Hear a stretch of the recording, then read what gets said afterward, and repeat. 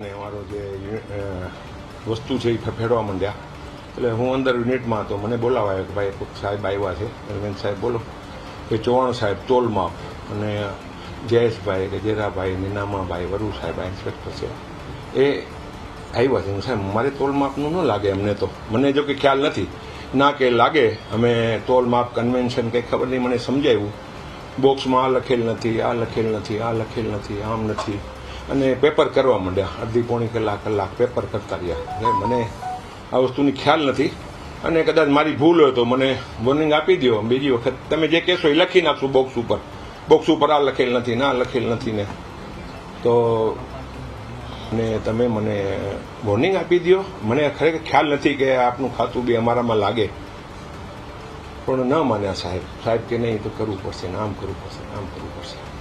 પછી એમાં ગજેરાભાઈ અને બીજા ભાઈ નીનામાં કે ખરું સાહેબ હતા, વાત થઈ એની યારે. મેં કીધું સાહેબ આ થોડોક કંઈક રહેમ રાય રાખો તો. એટલે મેં રામભાઈને ફોન કર્યો. રામભાઈજી મારી ફેક્ટરીએ તોલ માપવાળા કોઈ ચૌહાણ સાહેબને બીજા 4-5 ઓફિસ ઇન્સ્પેક્ટરો આવ્યા છે.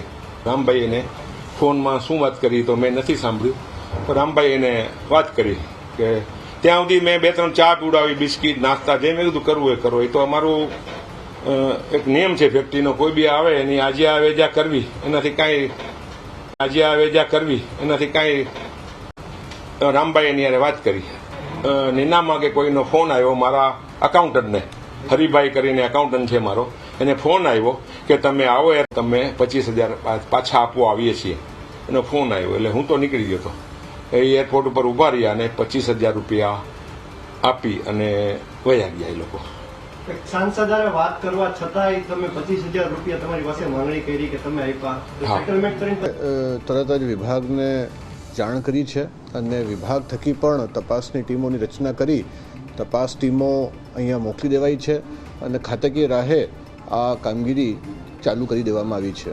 એ ખૂબ જ ગંભીર બાબત છે અને સરકારના તમામ જે સંલગ્ન વિભાગો છે એમાં પોતપોતાની રીતે સાહેબજી મળી ગયા છે. ત્યારે આપણે જ્યારે ફોન કર્યો ત્યાં એરપોર્ટ પાસે અમારા માણસને ઊભા રાખીને